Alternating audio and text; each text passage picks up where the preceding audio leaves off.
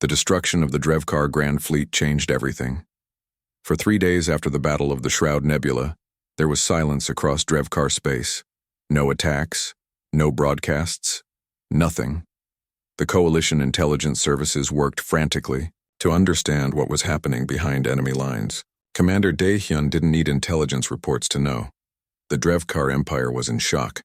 For the first time in their long history of conquest, they had been hurt badly, and humanity wasn't going to give them time to recover. Operation Extinction. Protocol is now active, Daehyun announced to his assembled officers.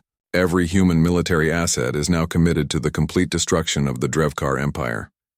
No defensive operations, no garrison duties. Everything we have goes into offensive operations. Understood? The officers nodded.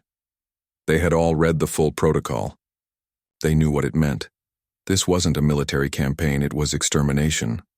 "Sir, what about coalition oversight?" asked one of the tactical officers. "The treaty requires approval for operations of this scale." "The treaty was written for limited warfare," Daehyun replied. "This isn't limited warfare. This is survival. The coalition gave us operational independence, we're using it." Within hours, human task forces launched deep strike operations into Drevkar territory. These weren't raids. They were invasion forces. Human Marines landed on industrial worlds and destroyed manufacturing facilities. Human ships blockaded agricultural planets and bombed food storage centers. Human saboteurs infiltrated population centers and destroyed water treatment plants. It was total war, aimed not at military victory but at civilizational collapse. Captain Hyejin, recovered from her injuries and given command of a new vessel, led an assault on a Drevkar research station. The facility housed thousands of civilian scientists and their families. By coalition law, it should have been off-limits to military action. Hyejin ordered its complete destruction.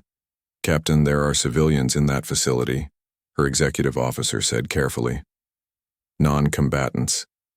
They're working on weapons development," Hyejin replied, studying the intelligence reports. "That makes them valid targets. Launch the assault." Her Marines stormed the facility. The Drevkar defenders fought desperately, but human forces had refined their boarding tactics to brutal efficiency. Room by room, deck by deck, they cleared the station. When they reached the civilian quarters, they found families huddled together, terrified. Hyejin gave the order to evacuate them to life pods, then destroyed the station. She wouldn't kill non-combatants directly, but she had no problem leaving them adrift in space to be recovered or not. The message was clear. Working for the Drevkar Empire in any capacity made you a target. On Sanctuary, the Coalition Council was in chaos. Reports of human operations flooded in faster than they could be processed. Member species watched in horror as humanity prosecuted a war unlike anything the galaxy had seen in thousands of years. "They're committing war crimes," declared the Thalasian ambassador. "Attacks on civilian infrastructure, destruction of non-military targets, collective punishment of entire populations. This violates every principle the coalition was founded on." Counselor Minho stood to respond. "The Drevkar killed billions of coalition civilians in their opening attacks. They broadcast torture and suffering as weapons. They reduced entire worlds to ash. But now that we're hitting back the same way, suddenly everyone cares about principles." "Two wrongs don't make a right," Ambassador Jiwon said. She looked exhausted, her mandibles clicking with stress. "If we become like the Drevkar, we've lost even if we win." "We're not like them," Minho replied. "The Drevkar attacked us for conquest. We're fighting for survival. There's a difference." "Is there?" Jiwon challenged. "I've reviewed your Operation Extinction protocol. You're not just defeating the Drevkar. You're trying to erase them from existence." "Yes," Minho said simply. "We are. Because that's how you end a war like this. You make sure your enemy can never threaten you again. You make sure every other potential enemy knows what happens if they attack the coalition. You create a deterrent so strong that no one will ever dare start another war." The council chamber erupted in argument. Some species supported the human approach, grateful that someone was finally hurting the Drevkar. Others were horrified, fearing they had created a monster they couldn't control. Admiral Sunwoo called for order. The question before us is simple. Do we allow humanity to continue Operation Extinction Protocol, or do we order them to cease offensive operations and negotiate with the Drevkar? The vote was called. It was the closest vote in coalition history. By a margin of just 12 votes out of 300, the decision was made. Humanity could continue. Minho accepted the result without celebration. Thank you for your trust. But I need you all to understand something. After this war ends, humanity will never be seen the same way again. We've shown you what we're capable of when survival is at stake. Some of you will always fear us for that. We accept that price. In Drevkar space, panic was spreading. Human forces seemed to be everywhere at once. Supply convoys vanished without trace. Colonies went dark. Military outposts reported attacks and then fell silent. The Empire's communication networks were flooded with distress calls that went unanswered because there were no resources to respond. The Drevkar people who had never known fear were learning what terror felt like. On the Imperial homeworld, the War Master confronted the Emperor directly. We must negotiate. We're losing this war. The Drevkar Empire does not negotiate, the Emperor replied coldly. We conquer or we die. Then we'll die, the War Master said. Because we can't win against the humans. They fight without honor, without mercy, without limits. They've destroyed 40% of our industrial capacity in 6 weeks. Our food supplies are running low. Several colony worlds are in open rebellion. The Empire is collapsing. The Emperor stared at his most trusted military commander. What are you suggesting? Surrender. Offer terms. Give them whatever they want. Just make it stop. For the first time in his long reign, the Emperor felt something he had never experienced before. Helplessness. Contact the coalition. Request negotiations. The message reached Sanctuary within hours. The Drevkar Empire was offering to negotiate peace terms. The Coalition Council erupted in celebration. The war could end. After months of suffering, there could be peace. Councillor Minho read the message and felt nothing but cold determination. No. What do you mean, no? Ambassador Jiwan demanded. They're offering surrender. That's what we wanted. That's what you wanted, Minho corrected. Humanity wants something different. We want to make sure this never happens again. You can't be serious, Jiwan said. You're going to refuse their surrender? That's madness. It's pragmatism, Minho replied. If we accept surrender now, the Drevkar Empire continues to exist. Maybe diminished, maybe weakened, but still there. In 20 years, 50 years, 100 years, they could rebuild and attack again. Or another species sees that attacking the coalition has limited consequences and tries their luck. No. The only way to prevent future wars is to make the cost of losing so catastrophic that no one dares start one. Admiral Sunwoo intervened. Counselor, I understand your logic, but the coalition cannot support continued military action against an enemy offering surrender. It violates every principle we hold. Then humanity will act independently, Minho said. You gave us operational freedom. We're using it. Continue your negotiations if you want. But human forces will keep fighting until the Drevkar Empire no longer exists. The council erupted in chaos. Minho left the chamber, knowing he had crossed a line. But it was necessary. Humanity hadn't asked to fight this war, but now that they were fighting, they would finish it properly. Commander Daehyun received the orders from Councillor Minho. Ignore the surrender offer and continue Operation Extinction Protocol. He didn't hesitate. The final phase of the operation was already prepared. Human forces had identified the Drevkar homeworld's location. It was heavily defended, surrounded by orbital weapons platforms and protected by the last remnants of their fleet. Taking it would cost thousands of human lives. Daehyun gave the order anyway. The assault on Drevtor began with a massive bombardment from long range. Human ships launched every missile and torpedo they had, saturating the Drevkar defensive networks.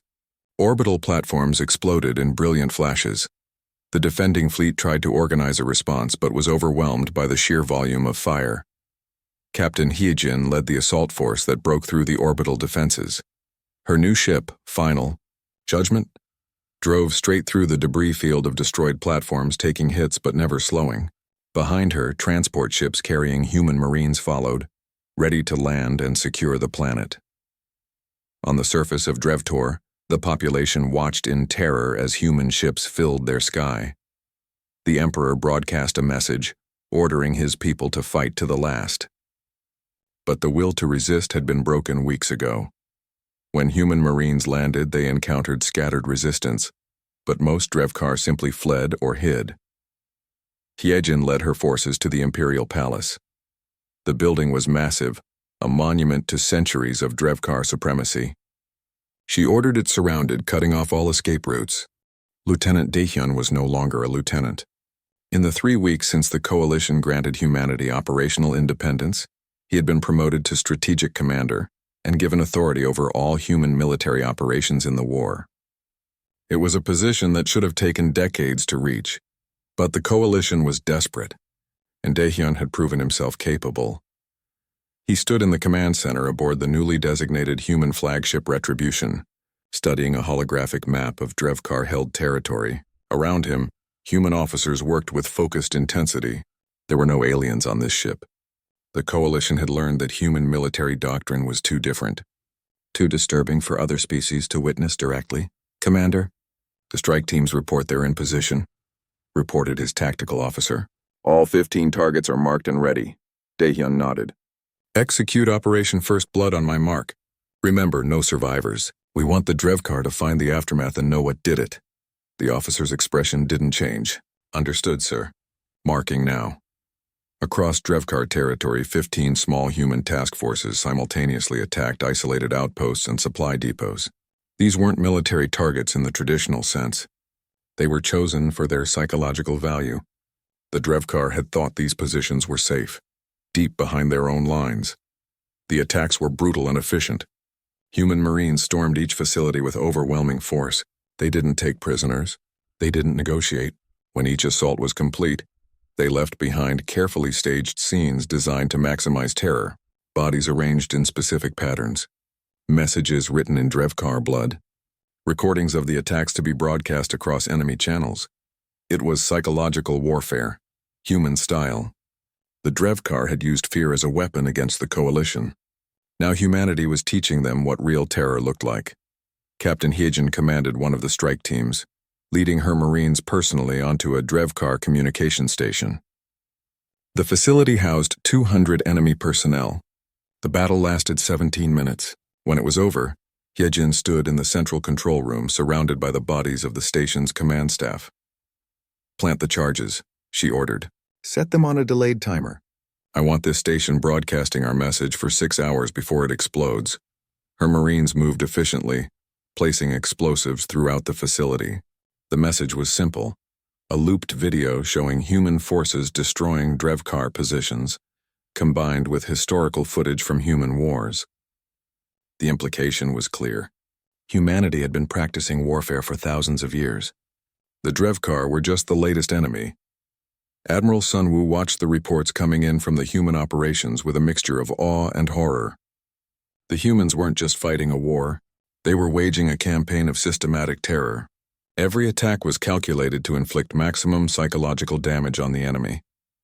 "This is disturbing," Ambassador Jiwon said, standing beside him in the Coalition Command Center. "They're using the Drevkar's own tactics against them, but worse." "Much worse. Is it working?" Sunwoo asked. Jiwon pulled up intelligence reports. "Yes, Drevkar communications show signs of panic. Their forward units are requesting additional security. Some outposts are abandoning their positions without orders. They're afraid." "Good," Sunwoo said. "Perhaps now they understand what they unleashed." But Jiwon wasn't finished. "Admiral, I need to show you something else. The humans have submitted a proposal called Operation Extinction Protocol. Have you reviewed it?" Sunwoo's crystalline body flickered. "I have not." "What does it entail?" Jiwon pulled up the document on a holographic display. As Sunwoo read, his body's light patterns changed, indicating shock. "This isn't a military strategy. This is genocide." "Yes," Jiwon agreed. "The humans aren't planning to push the Drevkar back. They're planning to annihilate them completely. Total destruction of their industrial base, their food production, their population centers. They even have contingencies for biological warfare. That violates every coalition treaty on acceptable warfare, Sunwoo said. The humans don't care, Jiwon replied. Counselor Minho told me directly. They're not interested in a negotiated peace. They want total victory. They want the Drevkar Empire to cease existing. Sunwoo was silent for a long moment. We may have made a mistake giving them this much freedom. We made the mistake 40 years ago when we invited them into the coalition without understanding what they are, Jiwon said quietly. We saw their peaceful society and assumed they had evolved beyond their violent past. We didn't realize that peace was just a temporary state for humanity. They're not a peaceful species. They're a warrior species at rest. On the Drevkar homeworld of Drevtor, the Imperial Council convened an emergency session. Reports were flooding in from across their territory. Human forces had attacked 27 positions in the last week. Every attack was successful. Every site was left as a gruesome message. And most disturbing, several Drevkar warships had simply vanished, last seen being pursued by human vessels. How is this possible? Demanded the War Master. We are superior in every way. Our technology, our numbers, our experience. They don't fight like the other coalition species, replied the intelligence director. They don't follow predictable patterns. They attack where we're weakest, retreat before we can respond, and strike again before we can adapt. It's like fighting shadows. They're animals, the War Master snarled. Primitive beasts who don't understand honorable warfare. Primitive or not, they're winning, the intelligence director countered. Our forces are demoralized. Commanders are reporting increased stress casualties. Some units are refusing to patrol certain sectors because human forces have been active there. The Emperor listened to the debate with growing concern. In 3,000 years of Drevkar expansion, they had never faced an enemy like this. Species usually broke quickly under their psychological tactics. The few that resisted were crushed by superior firepower. But humans seemed immune to fear and fought with a creativity that bordered on insanity. What do the humans want? The Emperor asked. Have they made any demands? Offered any terms for negotiation? No, Imperial Majesty, the intelligence director said. They've made no contact except through violence. Every message they send is the same: submit or die. And based on their actions, I don't believe they're interested in our submission. I think they actually want us dead. The council chamber fell silent. The concept of an enemy that wanted total annihilation, rather than conquest, was foreign to them. The Drevkar conquered species for resources and labor. What was the point of killing an enemy completely? We need to demonstrate our strength, the War Master said. Assemble our grand fleet. We'll crush their core worlds and show them the price of resistance. Commander Daehyun received intelligence reports about the Drevkar fleet assembly within hours. Human agents had infiltrated Drevkar space, gathering information through methods that made even hardened coalition intelligence officers uncomfortable. The Drevkar were gathering every available warship for a massive assault. Nearly 400 vessels, the largest fleet they had ever assembled. Where are they heading? Daehyun asked his intelligence officer. Analysis suggests they're planning to strike at New Terra, the largest human colony world. Population of 800 million. If they follow their usual tactics, they'll bombard the surface until we surrender. Daehyun studied the projected route. The Drevkar fleet would pass through the Shroud Nebula, a region of dense gas clouds that interfered with long-range sensors. It was the only practical route to reach New Terra quickly. Perfect, Daehyun said. We're going to turn their strength into their weakness. Over the next 2 weeks, every available human warship moved into position. They entered the Shroud Nebula through different routes using the gas clouds as cover. Human engineers worked around the clock, planting automated mines throughout the nebula. Weapons platforms were positioned at key points. Stealth ships took up ambush positions along the predicted route. The Coalition Command Center watched the preparations with growing unease. Ambassador Jiwon confronted Counselor Minho directly. You're planning to massacre them, she said. This isn't a battle. It's a trap designed for maximum casualties. Yes, Minho admitted. The Drevkar are bringing their grand fleet to destroy one of our colony worlds. We're going to destroy their fleet instead. Completely. This will kill tens of thousands of Drevkar. They killed billions of coalition citizens, Minho replied coldly. They started this war with terror and genocide. We're ending it the same way. The difference is we're going to win. And after? What happens to humanity after this? The other species already fear you. This will make them terrified. Good, Minho said. Fear means respect. Fear means they won't attack us. Fear means the next species considering invasion will remember what happened to the Drevkar and decide to stay home. Jiwan looked at the human counselor and realized she was seeing something the coalition had never encountered before. A species that understood the strategic value of reputation. Humans weren't just fighting to win this war. They were fighting to ensure no one would dare start another one.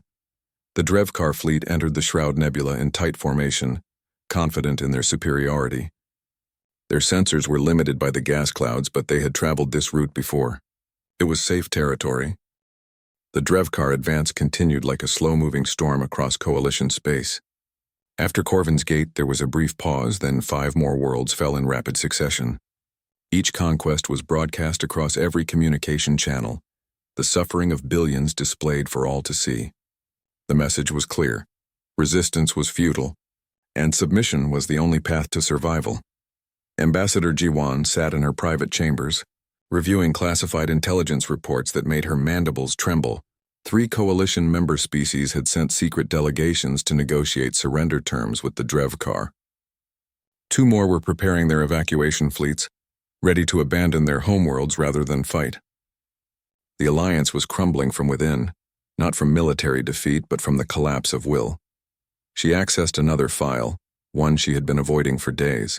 It was the complete historical database of humanity, provided when Earth joined the coalition 40 years ago. Most ambassadors had never bothered to read it thoroughly. Why would they? Humanity's history was a single-planet story, insignificant compared to civilizations spanning thousands of worlds. But now, with the Drevkar threat growing daily, Jiwan decided to understand what made humans different. She started reading and couldn't stop. The First World War, 20 million dead. The Second World War, 70 million dead. The death toll was staggering. But what horrified Jiwan more was the casualty rate compared to human population. Humans had killed significant percentages of their own species repeatedly, and kept fighting. There were records of battles lasting months over single pieces of ground. Cities bombed into rubble. Entire populations displaced or destroyed, and that was just 2 conflicts out of thousands. Jiwan read about the Cold War, when humans built enough nuclear weapons to destroy their planet several times over, and lived for decades under the threat of complete annihilation. They called it mutually assured destruction, and accepted it as normal. The concept made Jiwan physically ill. What kind of species builds civilization while knowing it could all end in minutes? She dug deeper. Human history went back thousands of years, and almost all of it involved warfare. Empires rose and fell through conquest. Technologies advanced because of military necessity. Human culture, art, literature, even their religions were shaped by endless cycles of conflict and survival. The Velkari had been spacefaring for 8,000 years. In all that time, they had fought 3 wars, each lasting less than a year, with casualties in the thousands. By human standards, those weren't wars. They were minor skirmishes. Jiwan's communicator chimed. It was Counselor Minho requesting an urgent meeting. She accepted, still shaken by what she had been reading. Minho arrived at her chambers within the hour. The human looked tired, his face lined with stress. Ambassador, I need to speak frankly about the war situation. I'm listening, Jiwan said, gesturing to a seat. The coalition is losing because you don't understand what you're fighting, Minho said bluntly. The Drevkar use terror as a weapon. They broadcast suffering to break your morale. It works because your species have never developed psychological defenses against this kind of warfare. And humans have these defenses? Jiwan asked, though she suspected she knew the answer after her reading. We do, Minho confirmed, not because we're better or stronger, but because we've been doing this to each other for thousands of years. Psychological warfare isn't new to us. It's a standard tactic. We know how to function when surrounded by horror because our ancestors lived through it generation after generation. That's not something to be proud of, Jiwan said quietly. No, Minho agreed. It's not. But it's reality. And right now, reality is that the coalition needs people who understand how to fight dirty, who can see atrocities and keep functioning, who can match the Drevkar's brutality with our own. Before Jiwan could respond, alarms began sounding throughout Sanctuary. Emergency broadcasts filled every screen. The Drevkar had attacked 3 human colonies simultaneously. In orbit above the human colony world of New Sol, Captain Hyejin watched the enemy fleet approach. There were 12 Drevkar warships against her 5 destroyers. The odds were impossible, but that had never stopped humans before. "Captain, they're broadcasting," her communications officer reported. It's footage from the colonies they just attacked. The surface bombardment. The civilian casualties. "Don't put it on screen," Hyejin ordered, "but record everything. I want every second of their broadcast saved." Her crew looked confused but obeyed. The Drevkar fleet closed in, confident. They had broken larger coalition forces with their psychological attacks. These few human ships would flee or die. They were wrong. "All ships, this is Captain Hyejin. Ignore their broadcasts. Focus on your targets. We're going to show these bastards what happens when they attack humans." The battle was fierce and close-ranged. Human ships didn't have the shields or armor of larger coalition vessels, so they relied on speed and aggressive tactics. The resilient Dawn charged straight at a Drevkar battlecruiser, firing torpedoes at point-blank range before veering away. 2 other human destroyers executed the same maneuver simultaneously. The Drevkar weren't prepared for prey that attacked like predators. Their formation broke apart as human ships darted between them, launching attacks and disappearing before return fire could connect. It was chaos, the opposite of the orderly coalition battle doctrine. 3 human destroyers were destroyed in the fighting, but when the Drevkar finally withdrew, they left behind 4 of their own vessels as burning wreckage. The remaining 8 fled at maximum speed, something no coalition force had ever seen them do. Hyejin stared at the tactical display, breathing hard.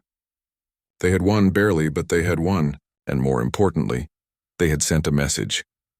Communications. Send that recorded broadcast to every Drevkar ship in this sector. Let them hear it. Her officer looked confused. "Ma'am, that's their terror broadcast. Why would we send it back?" "Just do it. But add something first. Record this message. We've seen worse. We've done worse. You have no idea what you've awakened." The message went out across all frequencies. Attached to it was something the Drevkar hadn't expected. Human historical footage. Clips from World War II. Images from Hiroshima and Nagasaki. Videos of ancient battles and modern warfare. A 10-minute compilation of humanity's capacity for destruction, sent with a simple caption. "This is what we do to each other. Imagine what we'll do to you." The Drevkar Empire received the transmission. For the first time in their long history of conquest, they felt something unfamiliar: uncertainty. Back on Sanctuary, the Coalition Council convened an emergency session. The human response to the Drevkar attack was being broadcast across all Coalition space. Many species watched in horror. Humans had not fled. They had not been paralyzed by terror. They had counterattacked with a ferocity that seemed insane. "This is exactly what I feared," Ambassador Jiwon said to the assembly. "Humanity's response to aggression is escalation. They don't seek peaceful resolution when attacked. They seek total victory or mutual destruction. And that's exactly what we need," rumbled Admiral Sunwoo. The Grithian's crystalline body pulsed with light. "I have reviewed human military history as the ambassador suggested. These beings have survived impossible odds repeatedly because they refuse to accept defeat. They fight wars we would consider unwinnable and emerge victorious through sheer determination. Or they die trying," Jiwon countered. "You're talking about unleashing a force we may not be able to control. Humans don't fight limited wars. They fight total wars. Once they start, they don't stop until one side is completely defeated." Counselor Minho stood to address the council. "Ambassador Jiwon is correct. Humanity fights total wars. We always have. It's not because we're cruel or savage. It's because we evolved on a world that showed no mercy. Earth is what the Galactic classification system calls a death world. Almost everything on our planet evolved to kill something else. Predators, prey, diseases, even the weather tried to kill us constantly." He paused, looking around at the hundreds of alien faces watching him. "We survived by becoming the best killers on our world. We hunted species to extinction. We reshaped our entire planet to suit our needs. We fought each other for resources, territory, and survival. We built weapons that could end all life on Earth and came within minutes of using them multiple times." The council chamber was silent. "You think that makes us monsters," Minho continued, "and maybe you're right. But those monsters are the only ones who can fight the Drevkar on equal terms, because we understand what they are. They're predators just like we were, and we know how predators think. We know how to hurt them, how to scare them, how to make them regret ever finding us. Ambassador G1 clicked her mandibles softly. And if we unleash you? If we give humanity operational control over military operations, what happens when the war is over? That's a problem for after we survive, Minho said. Right now you have a choice. You can keep fighting this war the civilized way, and watch the Drevkar conquer everything you've built. Or you can let us fight it our way, and deal with the consequences later. The vote was called. It took 6 hours of debate, but finally the decision was made. Human forces would be given operational independence and frontline combat positions. The bridge of the Eternal Accord hummed with quiet efficiency as dozens of alien officers worked at their stations. Lieutenant Daehyun stood near the tactical display, watching the holographic map of Coalition space with growing concern. The display showed 3 red marks where worlds used to be, 3 entire planets gone in less than a week. Lieutenant, your opinion is noted but unnecessary, Admiral Sun Woo said without looking at him. The crystalline being's body refracted light in sharp angles as he dismissed Daehyun's suggestion with a wave. Human tactics are too aggressive for this situation.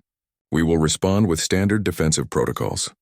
Daehyun bit back his frustration. 40 years since humanity joined the Galactic Coalition, and they were still treated like children who understood nothing about real warfare. He returned to his station, knowing his words carried no weight in this room full of species who had been spacefaring for thousands of years. The Drevkar had appeared 3 months ago from beyond the Outer Veil, a region of space the Coalition had never fully explored.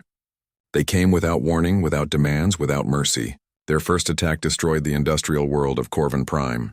15 billion souls simply gone. The second and third attacks followed within days, each one more brutal than the last. On the other side of Coalition space, Captain Hee-jin paced the bridge of her destroyer, Resilient Dawn. Her ship was one of 20 human vessels assigned to supply duty, ferrying medical equipment and refugees away from the combat zones. It was safe work, the kind given to species the Coalition didn't trust in actual battle. Captain, we're receiving distress calls from the Corvin's Gate battle, her communications officer reported. The Vanguard fleet is being destroyed. They're requesting any available ships to assist. Hee-jin stopped pacing. Set course for Corvin's Gate, maximum speed. Ma'am, we weren't assigned to combat operations. We're supposed to— I know what we're supposed to do, Hee-jin interrupted, but our people are dying out there. Change course now. The Resilient Dawn broke formation and accelerated toward the battle. Hee-jin knew she would face consequences for this decision. But she had not joined the Coalition Navy to run away from fights.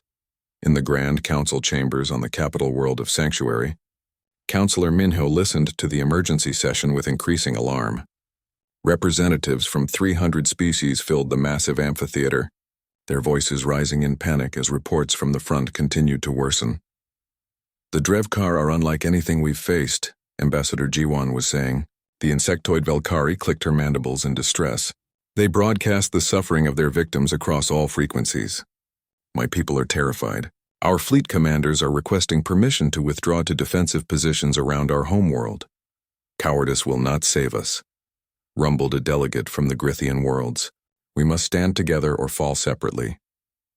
Easy to say when your species doesn't feel fear the way others do, snapped a Thalasian representative. Your crystalline bodies don't process pain like flesh does. You don't understand what the Drevkar broadcasts do to organic minds. Minho raised his hand for permission to speak. The council speaker acknowledged him with obvious reluctance. Humans were junior members, barely considered equals. The Drevkar use psychological warfare because it works, Minho said. They break your will before they break your fleets. But this can be countered. Humanity has extensive experience with— Yes, we know, Ambassador Jawan interrupted. Humanity fought many wars on your single planet. But this is galactic warfare, Counselor. Your primitive experiences don't apply here. Minho sat down, jaw tight. Primitive. That word followed humanity everywhere in Coalition space. The other species looked at human history and saw barbarism. They didn't understand that humanity's violent past was exactly what made them qualified to fight this war. At Corvin's Gate, the battle was a massacre. Drevkar warships moved through Coalition formations like predators through prey. Their weapons were devastating, but worse was the psychological assault. On every screen, every communication channel, The Drevkar broadcast images of their previous conquests. Civilians being torn apart, soldiers dying in agony, entire cities burning. The coalition species had never developed immunity to such tactics. Their civilizations were built on cooperation and peaceful resolution. War, when it came, was clinical and limited. The Drevkar fought with a cruelty that shattered the mental defenses of beings who had never known true existential terror. Then the resilient dawn arrived. Captain Hyejin watched the tactical display and felt her blood run cold. The coalition fleet was breaking apart, ships fleeing in all directions. The Drevkar were herding them, picking off stragglers with casual efficiency. Shut down the external feeds, she ordered. I don't care what they're broadcasting. Communications. Send a message to all coalition ships, rally on our position. We're going in. Captain, there are 20 Drevkar warships out there. We're one destroyer. Then we better make it count, Hyejin said. Weapons target the nearest Drevkar cruiser. Load all torpedo tubes. When I give the signal, fire everything. The resilient dawn accelerated straight into the battle. Drevkar ships turned toward this new target, almost curious about the small vessel charging toward them. Human ships were known to be fragile, their crews emotional and weak. Hyejin waited until they were close enough to see the hull details of the enemy cruiser, then gave the order. 12 torpedoes launched in rapid succession. The Drevkar cruiser's shields absorbed the first few impacts, but human weapons were designed differently than coalition armaments. They didn't rely on energy depletion. They used good old-fashioned explosives, each warhead containing enough destructive power to level a city block. The Drevkar cruiser's shields flickered and died. The remaining torpedoes hit hull armor, and the ship broke apart in a series of explosions that lit up the void. For a moment, everything stopped. Coalition ships ceased their panicked flight. Drevkar vessels paused their pursuit. A human destroyer, given up for lost the moment it charged in, had just killed a cruiser 3 times its size. Hyejin didn't wait for them to recover. All power to engines. Get us out of here before they realize what happened. The resilient dawn dove toward the nearest coalition battle group, which had finally stopped running. Other ships began to regroup around the human destroyer. Hyejin opened a channel to the coalition flagship. This is Captain Hyejin of the Resilient Dawn. I'm taking command of this battle group. Any ship that wants to survive, follow my lead. We're not retreating. We're fighting. Admiral Sunwoo's face appeared on her screen, crystalline features unreadable. Captain, you have no authority to... With respect, Admiral, your authority means nothing if we're all dead. The Drevkar think they can scare us into submission. Time to show them they're wrong. Sunwoo was silent for a long moment, then nodded. Proceed, Captain. Show us how humans fight. Hyejin smiled grimly. With pleasure, sir. All ships, this is how it's going to work. Stop watching their broadcasts. Stop thinking about mercy. The Drevkar want to know what they're fighting. Let's show them. The Battle of Corvin's Gate continued for 6 more hours, but something had changed. The coalition fleet stopped fleeing. They stopped breaking apart under psychological assault. They followed the human destroyer's lead, fighting with a desperation that surprised the Drevkar. When it was over, the Drevkar had withdrawn, leaving behind 3 destroyed warships. The coalition had lost twice that number, but they had held the line. For the first time since the invasion began, they had not run. Back on Sanctuary, Counselor Minho received the battle reports. He read them twice, then a third time. Captain Hyejin had violated direct orders, taken command of ships she had no authority over, and turned a rout into a stalemate. Ambassador Jiwon approached him in the council halls. Your captain will face disciplinary action for her insubordination. Minho looked at the insectoid being. Will she? Because from what I'm reading, she just saved 5,000 coalition lives and showed the Drevkar that we can fight back. She showed that humans are reckless and don't follow proper military protocol. No, Minho said quietly. She showed that humans know how to fight wars, real wars. The kind where you don't get to be civilized. Maybe it's time the coalition learned from our primitive experiences. Ambassador Jiwon's mandibles clicked in what might have been concern or disgust. She walked away without another word. Minho looked out at the stars and wondered if the coalition understood what they had truly invited into their alliance. Humanity had been at peace for barely 2 generations, the longest stretch without major warfare in their entire recorded history. The other species saw that peace and thought humans had finally evolved beyond their violent nature. They were wrong. Humanity hadn't evolved beyond violence. They had simply run out of enemies. Until now. The war ended not with a treaty but with total capitulation. Within 3 months of the Emperor's capture, every Drevkar military installation had been dismantled. Their warships were destroyed or claimed as salvage by coalition forces. Their government structure was dissolved, replaced by coalition administrators who reported directly to Sanctuary. The Drevkar species survived, but their empire was erased from existence.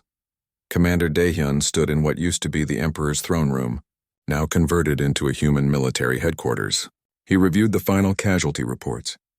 Humanity had lost 48,000 soldiers and 12 colony worlds damaged by Drevkar attacks before the tide turned. The Drevkar had lost millions of military personnel and seen 30 of their worlds occupied. By human historical standards, it was a relatively bloodless war. By galactic standards, it was the most destructive conflict in recorded history.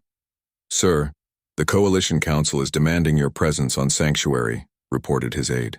"There are calls for war crimes tribunals." Daehyun smiled without humor. "Of course there are. Tell them I'll attend when military operations are fully concluded. We still have scattered Drevkar resistance to eliminate. Sir, the resistance is minimal. A few holdouts at most." "Then we'll eliminate them minimally," Daehyun replied, "but thoroughly." On Sanctuary, the Coalition Council was divided more sharply than at any time in its history. The emergency session had been called to address what many species were calling the human problem. Ambassador Ji-won stood at the center of the council chamber, addressing the assembly. Her mandibles clicked rapidly, a sign of extreme agitation. "We asked humanity to help defend us," she said. "They did more than that. They destroyed our enemy so completely that the Drevkar will never recover. And in doing so, they've shown us something terrifying. Humans don't fight wars to win. They fight wars to eliminate threats permanently." "Is that not what we wanted?" challenged a Grithian delegate. "The Drevkar were a threat. Now they're not. Humanity accomplished what we could not." "At what cost?" Ji-won replied.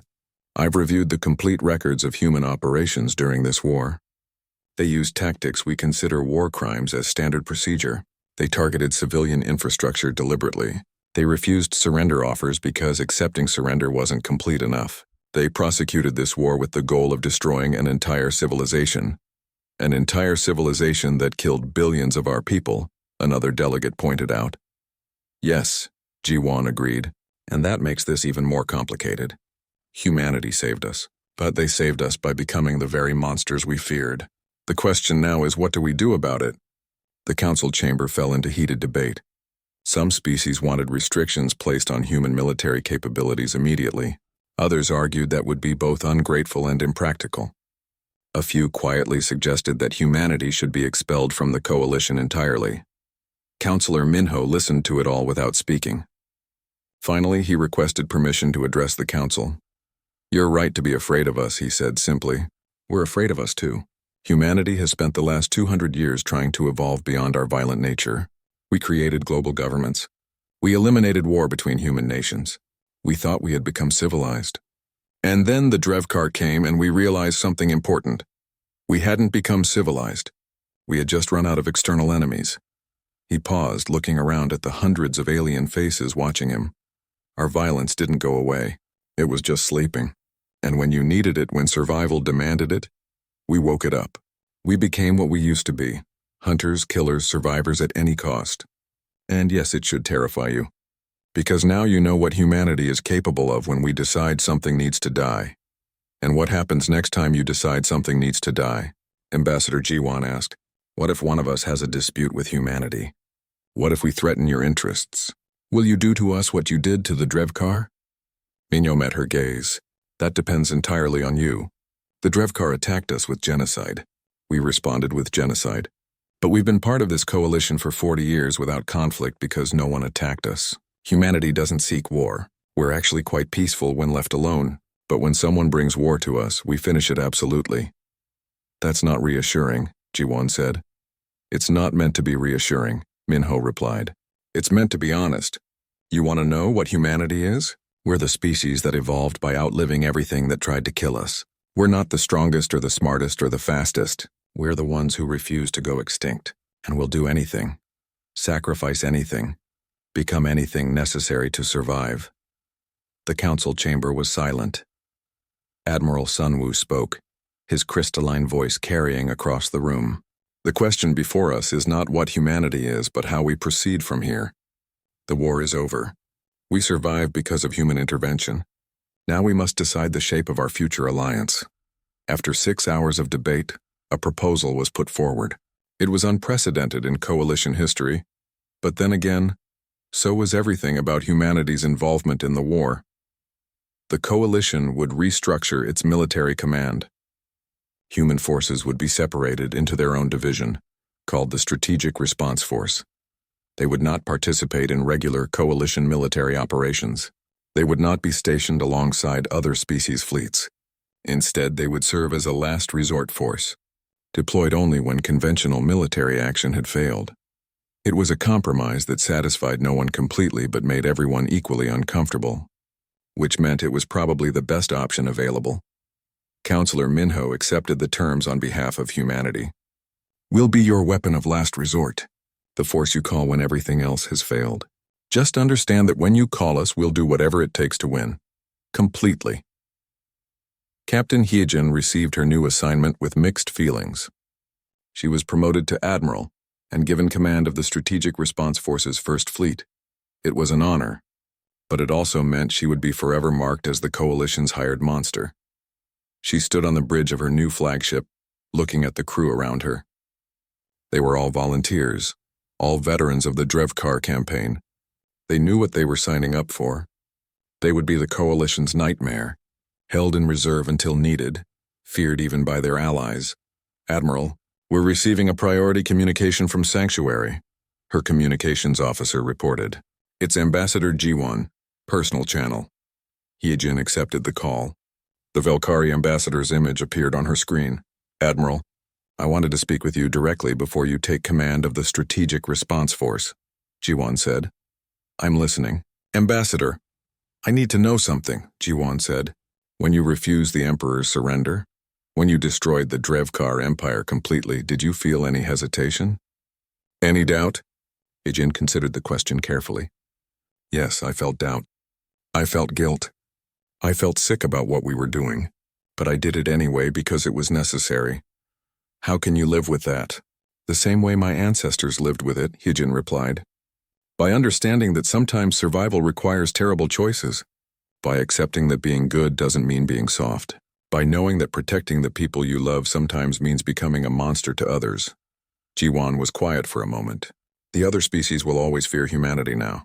I know, Hyejin said. But they'll also respect us. And more importantly, they'll think very carefully before threatening the coalition again. Because now everyone knows attacking us means facing humans. And humans don't lose. That's a heavy burden to carry. Yes, Hyejin agreed. But we're used to carrying heavy burdens. It's what we do. The call ended and Hyejin turned back to her crew. They had a fleet to organize, protocols to establish, training to conduct. The Strategic Response Force needed to be ready for the next crisis whenever it came. Years passed. The coalition rebuilt what the Drevkar had destroyed. The occupied Drevkar world slowly integrated into coalition administration. The species that had terrorized the galaxy became a cautionary tale, their fall complete and permanent. Humanity's role in the coalition changed fundamentally. Human civilians continued to trade and interact with other species normally, but human military forces remained separate, distinct, quietly feared. Other species gave human warships a wide berth in space. Diplomatic disputes involving humanity were resolved quickly and peacefully, because no one wanted to risk escalation. It was a cold peace, built on mutual understanding of what humanity could do if provoked. Admiral Dae-hyun, now retired, gave a lecture at the Coalition Military Academy on the anniversary of the war's end. Students from dozens of species attended, all studying the conflict that had reshaped galactic politics. The Drevkar made a fundamental mistake, Dae-hyun explained. They looked at humanity and saw weakness. They saw our emotions, our relatively fragile bodies, our young civilization. They thought we would break easily. He paused, looking at the young faces watching him. They didn't understand that everything they saw as weakness was actually strength. We're emotional because we evolved to care deeply about survival and community. We have fragile bodies because we learned to use tools and intelligence instead of natural weapons. We're a young civilization because we spent most of our history fighting ourselves and learning how to wage war.